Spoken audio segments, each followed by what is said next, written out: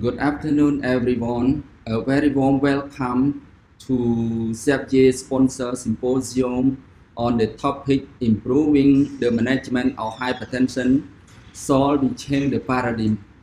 I'm Dr. Liu. It's my great pleasure to be the moderator of this event. I'm a cardiologist graduate from Joseph Fourier University, France, and currently work at Cardiology Department of Calmette Hospital, Cambodia.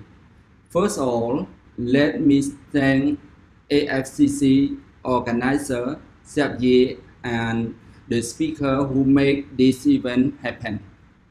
We will spend 1 hour together to discuss about some challenges we face in managing hypertensive patients with two distinguished speakers, Professor Poulter and Dr. Ramasamy.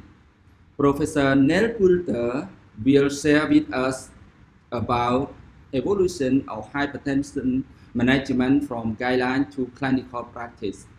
Professor Poulter is professor of preventive cardiovascular medicine, and he is immediate past president of International Society of Hypertension. He has published over 500 papers in peer-reviewed medicine journals, including several sets of national and international guidelines. The second speaker is Dr. Ramasamy, who will present management of hypertension in Asia. What does evidence tell us? Dr. Ramasamy is a consultant physician in Malaysia since 2018. Before that, he was a consultant nephrologist in UK. He undertook specialized training in nephrology and internal medicine in UK. To start, let me share with you briefly about hypertension situation in Cambodia. Based on STEP survey, which is a nationwide survey using whole step-wide approach, the prevalence of hypertension in Cambodia is 12%, with highest prevalence of 26% for the age group of 55 to 64 years old. This prevalence increased up to 14.5% in 2016. Another concern is that the prevalence of uncontrolled hypertension has increased over time and expect to increase further. Here is the treatment and control rate in STEP survey 2010 and 2016. Among those with raised blood pressure, only 18% were on medication in 2010 versus 28% in 2016. And among those on medication, 36% had uncontrolled blood pressure in 2010 versus 42% in 2016.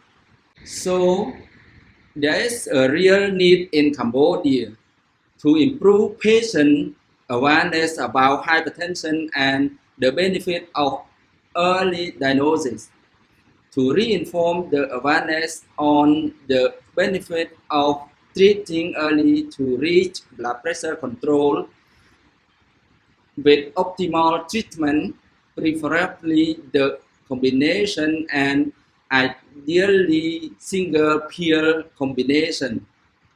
Professor Poulter will take us through in more detail the evolution of hypertension management from guideline to clinical practice across the world. And we will see with Dr. Ramasamy with the management of hypertension in Asia. Without further ado, let me leave the stage to Professor Poulter and Dr. Ramasamy. Hello, my name is Neil Poulter. I'm delighted to have the opportunity over the next 20 minutes or so to talk to this title, Evolution of Hypertension Management from Guidelines to Clinical Practice. I'd like to start particularly by thanking the organizers for inviting me, but also say how much I wish I could be there in person to deliver this lecture. The whole world is going through dreadful times, but hopefully by next year we can all emerge from the horrors of COVID, and I look forward very much to the opportunity of meeting you in person. But in the meantime, I'll talk to this lecture title virtually. My first slide is a conflict of interest. I don't think I've got one, but I'm duty bound to show it. By way of background, in 2015, I wrote that raised blood pressure continues to be the biggest contributor to the global burden of disease and to global mortality, leading to 9.4 million deaths each year. But if we take the most recent global burden of disease data from 2019, the 9.4 million deaths has increased to 10.8 million deaths. That's about 30,000 deaths per day due to raised blood pressure. And in no way do I wish to understate the horrors of COVID, but that 30,000 deaths a day is greater than COVID has ever caused and will ever cause. Deaths due to COVID will, to one extent or another, go away over the next year or two, whereas the deaths down to raised blood pressure are going to increase. So it's absolutely vital we do better than we are currently doing with regard to the detection and management of high blood pressure. This slide shows in low middle income countries the hypertension care cascades, 4 region LMICs around the world. The one closest to home for you guys, I guess, is Southeast Asia and the Western Pacific. The pattern is the same in all the regions. The first column shows 100% of hypertensives in that region. The next column, what percentage have ever had their blood pressure measured, and that's frighteningly low at about 70% in these data. The next column, shown with the arrow here, is diagnosis, awareness, and you can see that certainly less than half of patients were aware of their hypertension. Next column, what proportion were treated, and here it's only about 20%. And then you go on to control, what proportion are controlled, and you can see that's in single figures in this particular data set. So it's mirrored in all the other regions, low and middle income regions around the world, this same dreadful situation with a small minority being controlled. Those data that stimulated May measurement month, which I'll tell you about in a minute.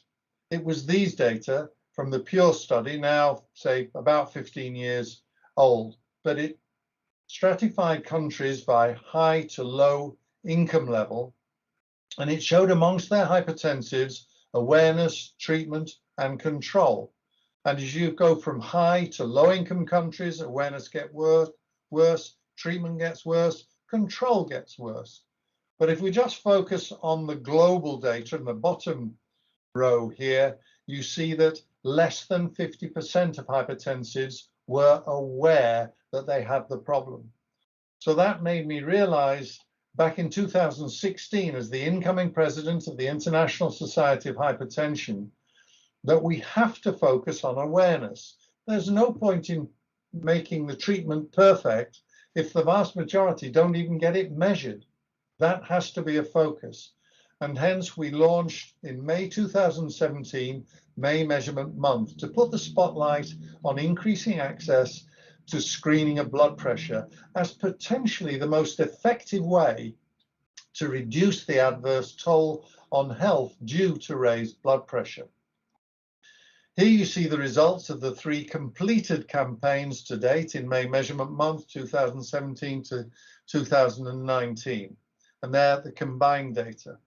First column, we've screened over 4.2 million people, adults, in the 3 campaigns completed. Over 600,000 were found to have untreated hypertension, and over 1/3 had inadequately treated hypertension. So putting these two together, the bottom right-hand corner there, you see the total of untreated or inadequately treated hypertensives detected in these 3 years was almost 1 million. Now in 2020, due to COVID, MMM was deferred, but we are running again in 2021. Now here's some of the typical data. These are the data from 2018 by region around the world. And you see all the regions here giving us a total number screened of over 1.5 million. And here you see the regions from the east, if you like, adding up here, the largest one being in South Asia, 391,000, East Asia over 300,000, and Southeast Asia and Australasia about 300,000. So huge contributors to this big screening number of over 1.5 million. If we break that down again from MMM 2018 and the three regions I mentioned, South Asia, East Asia, and Southeast Asia and Australasia, you look at the countries that were involved, and here are the numbers included in each of those countries involved. And here you see the percentage of the total global population that we screened. If we now look, and these are data from the 2019 campaign, at a breakdown of these by region, what proportion of those screened had got hypertension? And it was between 29% in South Asia and almost half of those screened in Southeast Asia and Australasia. Bearing in mind these aren't necessarily representative of the population. But nevertheless, of those hypertensives detected, what proportion were aware? And that varied between under a half, rather like we saw in the PURE study, to almost 2/3 in Southeast Asia and Australasia. Then what proportion of the hypertensives detected were on treatment? Again, you see a variation from 43% in South Asia up to nearly 2/3 in Southeast Asia and Australasia. And then we look at amongst those who were on medication, what proportion were controlled? And that varies between 55% and 63%. There's the range there, which gives us, if we look at all the hypertensives, what proportion are controlled, and this is to less than 140/90. You see that percentage varies between 23.9% and just over 1/3. So as a proportion of all hypertensives screened, somewhere around 1/3 of the patients. The vast majority of hypertensive patients are not controlled to 140/90. And as you'll appreciate, control targets now are more aggressive, going up for many of our patients to 130/80. So if we now look at that control situation around the world in the low and low middle income countries, you see here the small numbers that were written up in this database published in the Lancet a couple of years ago. The data I've just shown you were rather better, coming from, I suppose, this bottom left-hand region, much better than the single figures recorded there. That may reflect the type of populations that were included in the screens, but it also may reflect some improvement in the region. But if we ask the question, why have we got inadequate control? The data I showed you from MMM, about 1/3 of hypertension being controlled. Why are they so inadequately controlled? Well, I've put a few reasons here. Maybe there are ineffective drugs. I'll come back to that. Have we got a lot of resistant hypertension? No, I think that's less than 10%. The guidelines differ. That causes confusion. The doctors are uncertain what to do. Drug costs undoubtedly affect adherence of the patients to their tablets, and if they can't afford them, they don't take them. The side effects of the drugs, along with the cost, will also drive poor compliance amongst our patients, as does physician inertia. This is one of the problems. We as doctors don't help our patients and educate them sufficiently well to take their tablets, nor do we give enough tablets. But let's come back to this first argument, ineffective drugs. I don't think that's the truth. We've got 4 or 5 drug classes that lower blood pressure very effectively. One of our problems has been, and this was a quote from the British Hypertension Society 17, 18 years ago now, that monotherapy is usually inadequate therapy, and many, if not indeed most of our patients are only getting one drug class. And that's not good enough if we're going to get the patients down to 140/90. And that's this need for starting with more than one drug is reflected in recent guidelines. Here you see the 2018 European guidelines, and up at the top, the initial therapy is a dual combination, ideally given as a single pill. We'll come back to that, but dual combination is initial therapy, and they recommend RAS blocker plus a calcium channel blocker, or a RAS blocker plus a diuretic. That's not really my point. My point is really that the initial therapy is dual combination in these European guidance. More recently, the International Society of Hypertension, a couple of years later, last year indeed, their step one once again is start with low dose combinations. And they've recommended A plus C. The code is down the bottom. A is ACE or ARB, C is calcium channel blocker. So that too recommends low dose combinations, combination therapy as initial therapy, and once again, ideally given as a single pill if you can do it. As a footnote to those ISH guidelines, you'll see here A plus C was the recommended combination they gave, RAS blocker plus calcium channel blocker, but the footnotes here, A, B, and C, incorporate the idea that you might want to use A plus D in certain types of patients, post-stroke, the very elderly, those with incipient heart failure, or any of those that can't tolerate a calcium channel blocker. So rather like the Europeans, it's A plus C or A plus D recommended in these International Society of Hypertension guidelines, but dual drugs as initial therapy in both sets of recent guidelines. Where do we want to get the blood pressures? Well, in an ideal setting, this is really where the targets are. If you're under 65, get it to less than 130/80. And if you're 65 and above, get it to less than 140/90 and lower, if possible, if you can, towards 130/80. So really, we're more focused on 130/80 where possible. And then on the right-hand side, you see, not only do we want these lower targets, but we should try and get there within about 3 months. For those where facilities are inadequate and suboptimal, ISH recommended that at least try and get the blood pressure down by 20/10 as a minimum. But once again, try and do it within 3 months. So more assertive and quicker. The fact that we need to get to less than 130/80 in as many patients as possible, probably, you're going to have to need more than 2 drugs even. You may well need 3 drugs. And all the guidelines, here's 5 sets of recent guidelines from around the world. They're all saying the same thing, A plus C plus D.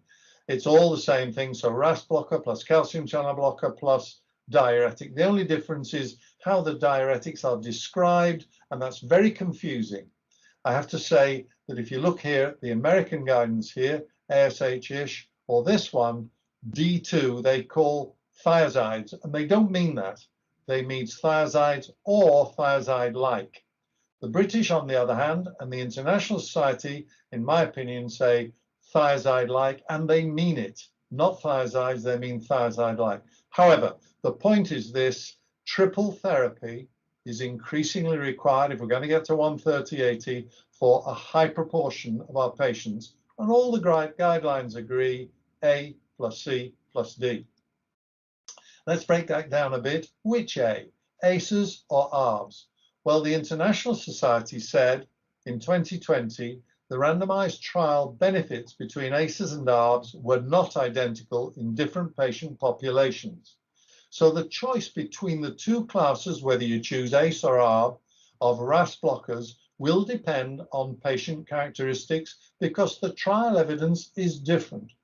It will also be affected by the availability of the 2 classes, their relative cost, and their tolerability. I'd just like to add a few individual trials here to this argument of whether using ACE or ARB. And this is my take on the area. If you look at type 2 diabetes, there are no trials of type 2 diabetes using the ARBs, except for ROADMAP.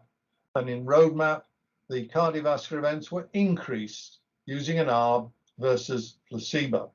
However, we have got evidence with the ACE inhibitors, perindopril, indapamide. It was a single pill combination against placebo in type 2 diabetes, And here you see a red blob means significant. Primary endpoint, cardiovascular mortality, all-cause mortality. You have got evidence with the ACE inhibitors, none for the ARBs. The very elderly, HIVET. This was a thiazide-like diuretic with or without an ACE inhibitor, and that trial was stopped prematurely because all-cause mortality was significantly reduced. And indeed, in subsequent analysis, the primary endpoint was also significantly reduced when it was analyzed properly. What evidence have we got with the ARBs for the very elderly? None. Now turn to HOPE.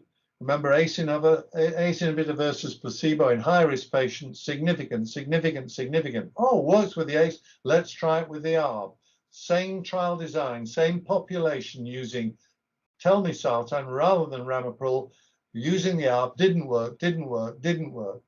Post-stroke, then patients who had a stroke, perindopril, indapamide was used, perindopril, adding in indapamide in a proportion of patients agreed a priori against placebo, significant primary endpoint, which was recurrent stroke. Oh, if it works for the ACE, let's try it with an ARB. Profess, they tried with the ARB, telmisartan, no significant, no significant, no significant. So if you look at the individual trials, I think the top line is fair. The ARBs have been found missing or they failed where the ACE inhibitors have succeeded. So that's my take on the evidence, that I think when I say which A, I think we should be choosing the ACE inhibitors. And that just reminds us that in HIVET trial, you see there, when the analysis was done properly, you got a significant primary endpoint with the HIVET trial associated with the thiazide-like and ACE inhibitor. Next question, which calcium channel blocker are you going to use? Well, that's dead easy. It should be amlodipine. Why? Because it's the most effective agent we've got. It's got the longest duration of evidence of action, and it's got more trial evidence than any other calcium channel blocker. That's where the evidence is. And if we're going to use evidence-based medicine, surely we should be sticking with the drugs where the trial evidence demonstrates benefit. What about the diuretic? Which one should we use? Well, this summarizes the evidence of diuretics in the hypertension trials. First bullet, there's no evidence of benefit of truly low-dose thiazides. What do I mean thiazide? I mean a drug with thiazide in the name.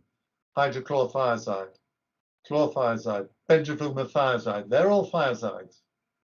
Indapamide and chlorthalidone are not thiazides. And this class of agents, thiazides, are low dose. By low dose, up to 25 milligrams of hydrochlorothiazide. There are no trials of those drugs against placebo in terms of morbidity and mortality, and yet massively commonly used. When low-dose thiazides were introduced in trials and compared with another drug class, there are 3 trials, AMBP2, ASCOT, and ACCOMPLISH, and in all 3 situations, the low-dose thiazide was inferior to the comparator. So final bullet summarizing the whole of the diuretic story is we've got good evidence of the cardiovascular benefits for 3 types of diuretics. 1, high-dose thiazides, and I think we've all pretty much given up using those drugs because of their adverse metabolic effects. Many of the trials you needed potassium sparing added in, possibly to temper these adverse metabolic effects, but I think we've pretty much stopped using them. So you're left with 2 other drugs that have got cardiovascular benefits in trials, chlorthalidone and indapamide. Now, I don't think there's any doubt that chlorthalidone has got the longest duration of action, and it is the most efficacious dose for dose, getting maximal blood pressure reduction. But it's also metabolically a problem, and you're going to have to add in potassium sparing to at least 1 in 6 of your patients, something like that, and you will generate diabetes.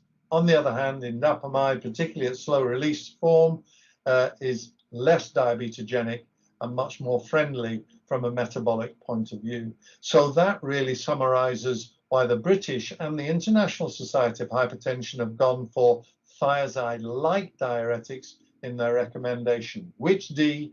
Thiazide-like diuretics. I put here a schema of some subgroups of patients, just pulling together what we've just talked about, different types of patients. First one, whether a patient with hypertension has got dyslipidemia or not, I think they should be given statins, and that was evidenced by the lipid-lowering arm of ASCOT. It's a no-brainer, it seems to me. You have to look for a reason not to give statins. Type 2 diabetes, in the accomplished trial, in which about 60% of the population were diabetic, an ACE inhibitor with a CCB was used, and very effectively so. The other trial with type 2 diabetes, the advanced trial, this used the ACE inhibitor perindopril plus indapamide, and that showed significant cardiovascular benefits. What about in those with established cardiovascular disease or very high risk? For coronaries, it's the usual thing: ACE inhibitor, beta blocker, statin, and antiplatelet therapy. Lots of trials to support that, and guidelines. Those with a stroke, I showed you the data from Progress. This was an ACE inhibitor and a thiazide-like agent.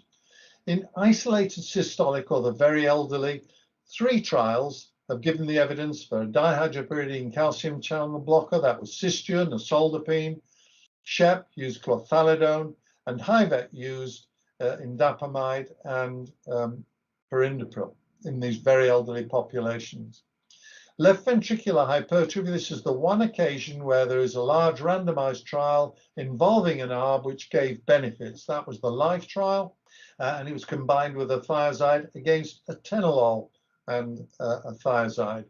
Now, actually, if you look at this trial, the benefit was all down to stroke protection by this combination. The ARB was actually inferior to atenolol in terms of coronary events, but nevertheless, this being evidence-based, ARB is the one, LVH is the one group of hypertensives where ARBs have got evidence and ACE inhibitors haven't. I suspect it's because they haven't just done the trial. You will get equal benefits, at least, it seems to me, if you did use ACE inhibitors, but we're just listing where the trial evidence is. Heart failure with reduced ejection fraction, multiple trials, ACE, beta blocker, diuretic, ALDO antagonist. You all know those data. What about by ethnicity? Well, we know in Black patients that the 2 combinations recommended in terms of blood pressure lowering, at least, a calcium channel blocker ACE or calcium channel blocker diuretic. But what about in South Asian patients? We don't know. We hope very much to be able to look into that. There's a trial coming up called Topspin in South Asian, and then hopefully the following year we'll do it in the Far East to evaluate that, exactly what the best combination is in terms of blood pressure lowering. Whatever you're going to give, I think the evidence is good and sufficient to advise us to use, if you can, use single pill combinations. Why? Because they're more effective and they give more rapid blood pressure control than 1 drug at full dose, or even 2 drugs given as separate pills. So single pills, more effective, more rapid. If you've got 2 drugs at low doses, you get reduced side effects and more blood pressure lowering than 1 drug at full dose. The other thing is the more tablets you give people, the less they adhere. So giving a single pill of 2 drugs, you'll get better adherence than giving 2 drugs separately. And if you do that, you get more adherence, you're going to get better blood pressure lowering. If you get better blood pressure lowering, you're going to get improved cardiovascular protection. Good observational data showing that that's the case. And of course, if you improve cardiovascular protection, it's more cost effective. Let me just return to May measurement month. I began talking about that. In 2020, we had to cancel or defer May measurement month, but it's back. It's running this year. In order to allow for COVID, May is any time between the 1st of May and the 30th of November, and it's happening now, so there's still a few weeks to go. I'd like to thank all of you who have been part of it in the past, but if you're not, then please come and be part of it in 2022. Come and join us. We'll be screening safely. Come and join May Measurement Month. And here you see the contacts, maymeasure.org. Hersha is the project manager for this program. Finally, ladies and gentlemen, this shows how we shouldn't manage hypertension. The old-fashioned way: get hold of an arm, squeeze it. Depending on how high the mercury column goes, we dish out tablets, ignoring the object attached to the arm. And as you can see, there are lots of things that need sorting out here. The girth of this patient, excess alcohol, smoking, all these things need sorting out if we're going to prevent cardiovascular events properly. So we break that wall down, but also notice the good bit of the cartoon is that there's 3 tablets, symbolic of the fact that most of our patients are going to need, nearly all of our patients are going to need 2 drugs to lower the blood pressure, and many will require 3. And that should be, in my opinion, a long-acting ACE inhibitor, a thiazide diuretic, and a dihydropyridine calcium channel blocker. They're the 3 we should be using. And the other thing not shown here, but I mentioned it, is I think all these patients should be receiving a statin on top of their blood pressure lowering therapy. And if we can get it as a single pill and administer these drugs as single pills, we'll get better adherence and better protection. Thank you very much indeed for your attention.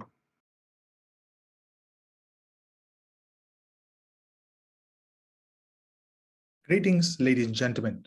It is an absolute privilege as a nephrologist to be invited to speak in this glorious AFCC conference symposium, and indeed a great honor to be sharing the virtual stage with the man himself, Professor Neil Poulter, one of the doyens of the world's hypertension scene. It's really going to be an arduous task to follow suit Neil's powerful message, but nevertheless, I'm going to be taking a very regional slant in my presentation today, focusing on our very own dilemma of poorly controlled hypertension in this region and what we can learn from evidence. These are my disclosures. Hypertension is highly prevalent in Southeast Asia, and it's a leading cause for mortality, and it's particularly a problem in East and Southeast Asia, in our parts of the world. It's also a bigger problem among Asians than Caucasians, because for every millimeter rise of systolic blood pressure above normal, more Asians than Caucasians will have coronary heart disease, and more Asians than Caucasians will have strokes. So despite hypertension being highly prevalent in our region and is much more dangerous for the people who live in our region, it remains poorly controlled in Southeast Asia. And the control is actually very variable from nation to nation, with some nations like Brunei and Singapore having control rates which are equal or better than some of the higher income Western nations. But for the rest of the Southeast Asian nations, our control rates are less than 50% of those who are treated. So if we look at this graph, our control rates are one of the worst in the world, and we are only slightly better than some parts of Africa. And uncontrolled hypertension is bad because in the large enhanced survey, we found that those who have hypertension and not treated, and those who have hypertension treated but the BP is uncontrolled, are equally at increased risk for cardiovascular events compared to those who are treated and their blood pressure is controlled. So if we're going to treat someone for hypertension, it is important we get it under control. So why are we struggling to control blood pressure? The European guidelines in their document have put in very succinctly that among the reasons for poorly controlled hypertension are as following: poor adherence to treatment, complexity of current treatment strategies, treatment inertia, and also insufficient use of combination treatment. In Southeast Asia, we have our own unique local and regional challenges as well. So first, the poor adherence to treatment. So among the most recognized, the most well-recognized factors for poor adherence to treatment are pill burden, financial costs, side effects, and lack of efficacy of not only antihypertensive medications, but also the strategy, the way we employ them. For example, insufficient use of combination treatment. So in response, the American guidelines, the European guidelines, the ISH hypertension guidelines, the Canadian hypertension guidelines, and more locally, the Malaysian hypertension guidelines and the Indonesian hypertension consensus have all come up in unison and recommended the use of single pill combination for all hypertensive patients, including grade 1 hypertensive patients, with very few exceptions, so that we can deal with those factors that leads to poor adherence to treatment. And using single pill combination is much more important than free combination of the same medications, because there will be an increased chance of blood pressure control and also a quicker time attained to control blood pressure by using single pill combinations compared to free combinations of the same medications. And it's really important to reduce the number of pills and reduce the number of dosing, because hypertension studies have shown us merely increasing the dosing from once to twice a day will bring your adherence or your patient's adherence down by a whopping 10%. And hypertension studies once again have shown us that patients with high adherence will have up to double-figure relative risk reductions in heart failure, coronary artery disease, and strokes. So this calls for the first pillar of single pill combination, to improve the blood pressure control of our population. So the second factor, complexity of current treatment strategies, is not only a Western problem, it's also a huge problem in Southeast Asia, with a great variation in terms of treatment thresholds and target blood pressure from nation to nation in Southeast Asia. So for example, there's a huge variation when it comes to treatment thresholds in elderly and high-risk populations, and also variation when it comes to target blood pressure, even among the general population and not only the elderly and high-risk population. So these complex treatment thresholds and blood pressure targets, it's very misleading, creates a lot of confusion, and leads to lack of confidence among the end prescribers of hypertension drugs. It's really important that we make guidance as simple and as easy to follow and give a lot of confidence to our users of hypertension medications. And one good example will be looking at the International Society Hypertension Guidelines, which came out in 2020. It made guidance very much more simple. Of course, hypertension treatment should be individualized, but in general, it calls for treatment for if your blood pressure exceeds 140/90 for all our patients, and the target blood pressure is also simplified to 130/80 and lower. Unless you're elderly, then you can be a bit more relaxed at 140/90 and lower. And these guidelines for me hits the sweet spot and spot on, because in hindsight, we have seen a lot of hypertension studies, including the latest STEP study looking at elderly Asian patients, and such studies have actually called for much tighter blood pressure control among elderly patients who are otherwise well. And ISH guidelines, it was published in 2020, but actually Indonesia has already been doing what the ISH recommends a year before in 2019. So there are some good things in this region that we can emulate from one another. And this calls for the second pillar of improvement in blood pressure control, which is simplicity, making guidance as simple as possible for our doctors in this region to follow. So the complexity of current treatment strategies also includes the complexities when coming to choose combination treatment and which combination treatment. So for example, combination treatment is for Brunei is for grade 2 and above, Singapore grade 3 and above, and other nations an arbitrary number of systolic BP of 150 and above, and in Malaysia for everyone except for low risk grade 1 hypertensive patients. And which treatment is also highly variable. Some countries recommend an A and a C, some A and a C or a D, and some say C and a D is also fine. Again, this creates complexities in the choice of initial treatment and can be very misleading, creates a lot of confusion, and gives lack of confidence to the prescribers.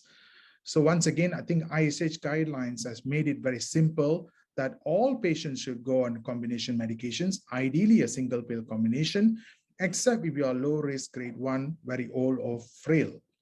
Now again, Malaysia has already recommended quite a similar guidance a year before the ISH guidelines came out. So again, there's some good things in this region that we can try to follow one another. And this calls for the combined pillars of simplicity and single pill combination to overcome poorly controlled hypertension.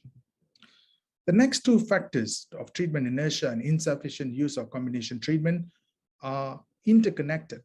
So in order to beat treatment inertia, the 2018 European Hypertension Guidelines and the 2020 ISH Hypertension Guidelines have recommended that we should be using dual combination as a first-line agent, including for grade 1 hypertensive patients with very few exceptions, so that we can beat treatment inertia. And this should be ideally a single pill combination.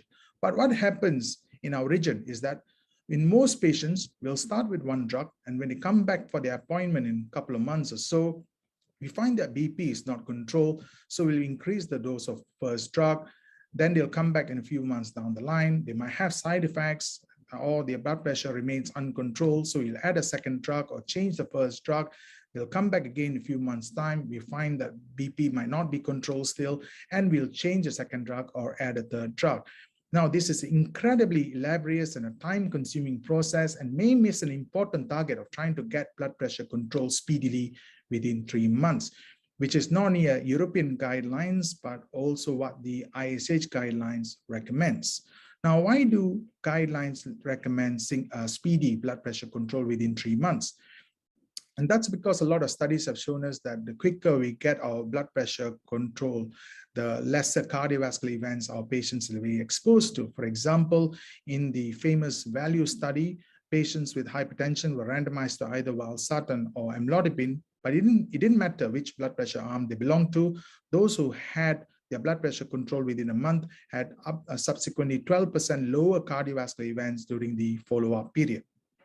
So this calls for the pillars of single pill combination and speedy blood pressure control within 3 months. Now, just to give you a snapshot of treatment inertia in Southeast Asia, this is a study from Thailand just published this year, and they were looking at whether patients were getting dose adjustments when they really needed it, and up to 28% of patients did not get dose adjustments when they needed it. And this is typical of treatment inertia. There was they were also investigated whether or not the right choice of medication were given, and up to 55% of patients potentially did not get combination medications when they required it. And this is what we call insufficient use of combination treatment. So combination treatment has been shown to not only reduce or improve your blood pressure control, but also helps to reduce cardiovascular events. Now, this study from Karin Marinius and group from UK primary practice, they have shown us that among patients with grade 2 and 3 hypertension who are started with a 2-drug strategy, compared to those who started with the monotherapy and subsequent escalation, had up to 38% better chance of blood pressure control within a year. But this is not surprising because these patients had a high baseline systolic blood pressure of 160 and above. But when we looked at the grade 1 hypertensive patients, i.e. those whose systolic blood pressure is above 140 to 159, now even in this group, starting 2-drug strategy was better for blood pressure control with a 15% better chance of blood pressure control in 1 year. So studies like this have started giving us evidence and confidence that we should be using combination medications from the very beginning of someone's hypertension timeline. Now, the famous Giuseppe Mancia's group from Monza in Italy have also shown us that not only blood pressure control will be improved by using combination treatment, we also can drive down cardiovascular events, which is mainly contributed by reductions in coronary and cerebrovascular events.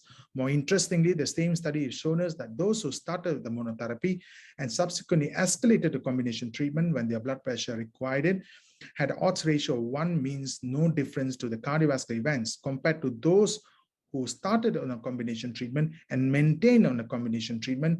These patients had an odds ratio of 0.74, meaning to say there was a 26% cardiovascular risk reduction by starting on a combi and maintaining on a combi compared to starting on a monotherapy and then escalating to combination treatment. So this calls for the pillars of single pill combination and speedy blood pressure control once again to beat treatment inertia. So therefore, ladies and gentlemen, the 3 pillars to improve blood pressure control would be simplicity, single pill combination, and speedy blood pressure control within 3 months. However, we also have our own local and regional challenges, and these are some of our challenges. But majority of these challenges are beyond the remit of today's talk because they will need governmental interventions, legislative changes, campaigns, advocacy groups, NGOs, and even funding. But then there are 2 factors that we as clinicians in this region must recognize. We have much higher salt-sensitive hypertension in this region, and we also have a much higher cardiovascular risk burden in this region. So first, the higher salt sensitivity in this region is mainly contributed by genetic predisposition of Asian patients for salt sensitivity. But also, we are one of the largest consumers of salt in the world. And higher cardiovascular risk burden is also a big problem in Southeast Asia, with high mortality from ischemic heart disease and high mortality from strokes as depicted by these heat maps. So, ladies and gentlemen, the 3 pillars of blood pressure control, the simplicity, single pill combination, and speedy blood pressure control in the context of Southeast Asia must be married with the local factors of higher salt sensitivity and higher cardiovascular risk burden to give birth to the 6 commandments for managing hypertension in Southeast Asia. So commandment number 1, we have to make treatment thresholds simple. Commandment number 2, simplify treatment targets. Commandment number 3, use combination medications whenever possible and ideally should be in a single pill combination. Commandment number 4, aim for speedy blood pressure control within 3 months. So all these calls for the 3 S's, the simplicity, single pill combination, and speedy blood pressure control. And in Southeast Asia, we need to digress slightly from the ISH guidelines here and recommend not only an A and a C combination, but potentially an A and a D combination, taking into account the higher salt sensitivity in this region, calling for perhaps use of thiazide diuretics. And perindopril indapamide combination also been shown to be really advantageous in certain groups of patients, for example, post-stroke patients in the PROGRESS trial, diabetic patients in the ADVANCE trial, and also elderly patients in the HIVET trial. Provided the 6th commandment would be provided that A is an ACE inhibitor, especially in those with higher cardiovascular risk burden. Now, I would call for ACE inhibitor to be used as a first-line RAS blocker and ARBs reserved for those who are intolerant to ACE inhibitor. Now, is this controversial? It's not, because that's what evidence points towards. Now, in 2006, in one of the largest meta-analysis of hypertension involving more than 200,000 patients and 50 different randomized controlled trials, Mike Strauss group's meta-analysis have shown us that when looking at ACE inhibitors versus comparators, ACE inhibitors reduced all-cause mortality, cardiovascular mortality, strokes, and myocardial infarctions, whereas in ARB versus comparators, there was a trend towards higher all-cause mortality, cardiovascular mortality, granted less strokes, but a statistically significant rise in myocardial infarctions in the ARB group. Now, this was in keeping with the prevailing theory in the literature that could be an ARB-MI paradoxical relationship, a relationship which causes higher myocardial infarctions in ARB users. So this was actually recognized as far back as in 2003 in the famous VALUE trial, where patients with high risk and hypertension were randomized to either valsartan or amlodipine. And this study was funded by Novartis, the makers of valsartan, and not only Novartis, but the rest of the world thought valsartan here will be home and dry because it was competing against amlodipine, not necessarily a drug that's been associated with a significant reductions of MIs or cardiovascular endpoints. But world was in for a surprise when there was a 19% increase in myocardial infarctions in the valsartan group with statistical significance. So there was a huge debate in the literature following this study that there could be an ARB-MI paradoxical relationship. And this relationship was further strengthened in the same year in the CHARM alternative trial, again published in the Lancet, looking at patients with left ventricular systolic dysfunction who were randomized to either candesartan or placebo. Now, surely candesartan and ARB cannot have higher MIs than placebo, but that's what happened. There was a 52% increase in myocardial infarctions in the candesartan group with statistical significance. But this was no longer surprising because 9 out of the subsequent 11 key trials of ARB have reported an excess of MI. And if you look at its forest plot chart, the graph is skewed towards the right in favor of the control, with the 8% relative risk increase in myocardial infarctions in the ARB group. But I think the most important takeaway from this forest plot chart is the I-squared test of 14.6%. For those of you not very familiar with statistics, an I-squared test is a test of homogeneity. Anything less than 30% means the studies are highly homogeneous to one another, and this seems to give an impression that this is all an ARB class effect. In 2012, but this time looking at all-cause mortality, Van Waak and colleagues have once again shown us that ACE inhibitors saves lives, whereas ARBs doesn't. And interestingly, the 3 ACE inhibitor trials that produced the greatest all-cause mortality reductions were trials using perindopril as the ACE inhibitor of the study. Now, there are a lot of reasons for this, and I simply don't have the luxury of time to go through these in detail. But quickly, perindopril has a high trough to peak ratio, giving it a long duration action. Also, perindopril gets converted to perindoprilat, an active metabolite which is highly lipophilic, has strong tissue binding affinity, strong penetrating ability and strong binding towards the angiotensin converting enzyme, leading to more stimulation of bradykinin, substance P, and nitric oxide release, culminating in plethora of cardiovascular benefits. Perindopril has also been shown time and time again in landmark trials published in the Lancets and the New England Journal of Medicine in the early 21st century, and it was that it would be able to be a very versatile drug and able to reduce myocardial infarctions and cardiovascular death. So in patients with post-stroke, it's been able to show it can reduce MIs. It was shown in patients with high risk that it was able to reduce MI and cardiovascular death. In patients with hypertension, it was able to show reductions of cardiovascular death, and the same with patients in diabetes.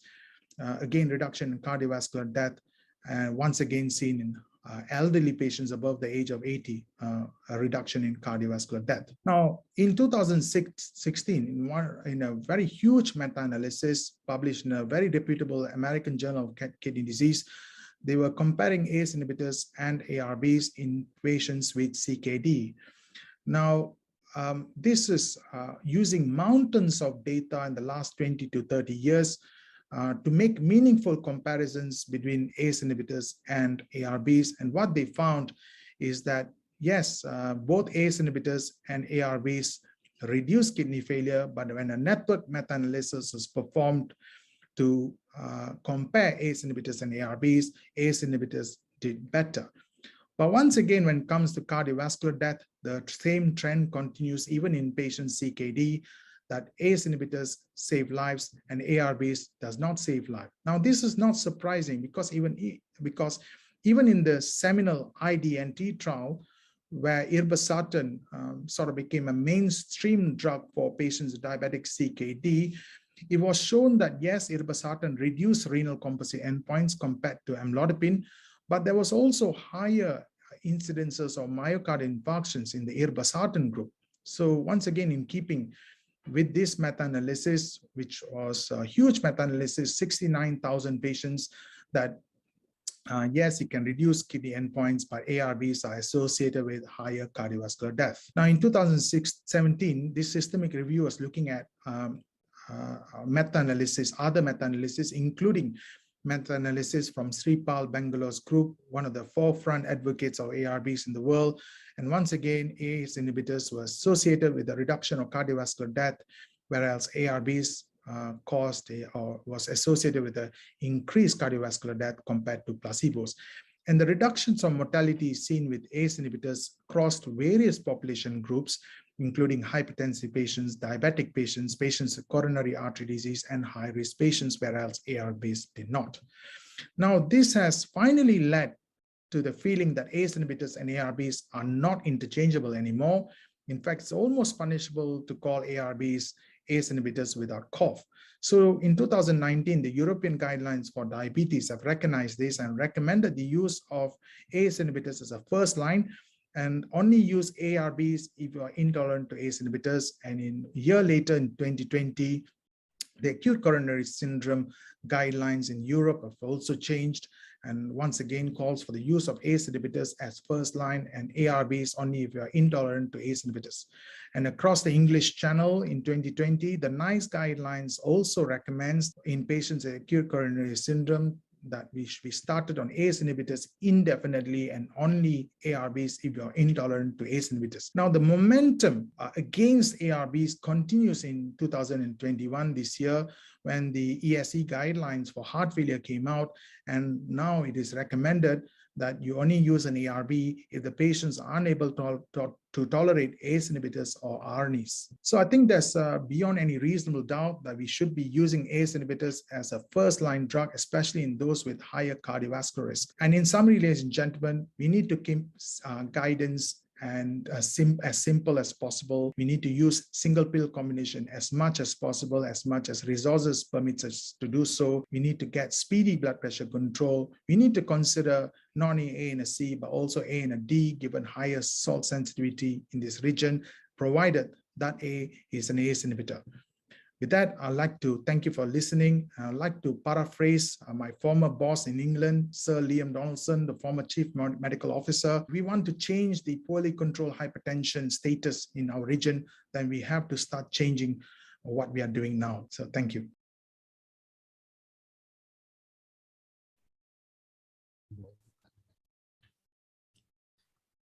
Thank you very much, Professor Poulter and Dr. Ramasamy, for excellent presentation.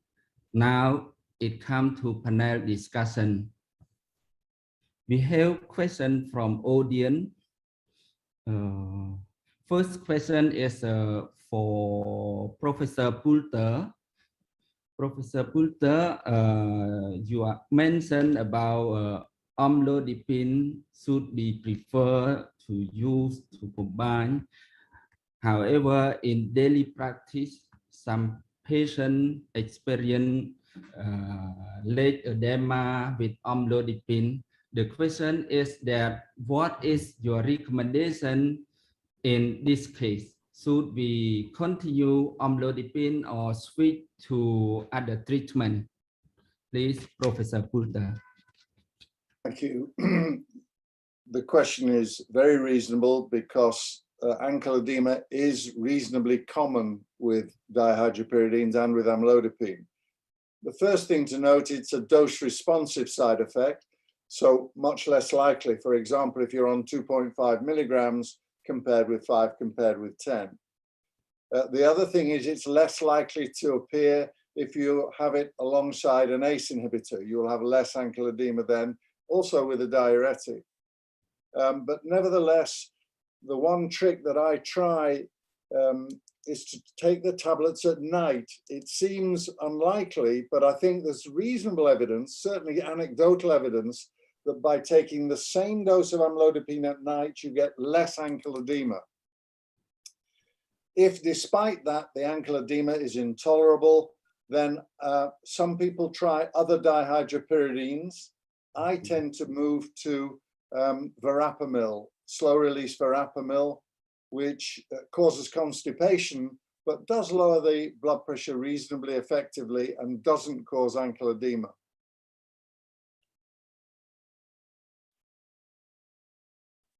Thank you, Professor Poulter. I think now it's time. So thank you very much for discussion, for your presentation today. We have learned a lot. Thank you, your excellent presentation and excellent discussion. Despite new update in international guidelines, real-world evidence still show there is need to improve hypertension management across the world, including Asia. One of them is the need to reinforce the awareness on the benefit of treating early with optimal treatment. Combination, ideally single pill combination, should be used from the start to control blood pressure early. We also see that ACE inhibitor and AOB are not injectable. ACE inhibitor, particularly perindopril, has proven to reduce cardiovascular and all-cause death in a broad range of hypertension patients. I think we are already out of time. Thank you again, Professor Poulter and Dr. Ramasamy. I would like to thank all audience who have been with us today and thank Vijay for this event. It's time now to end. Thank you very much. Thank you and goodbye. Come again. Bye.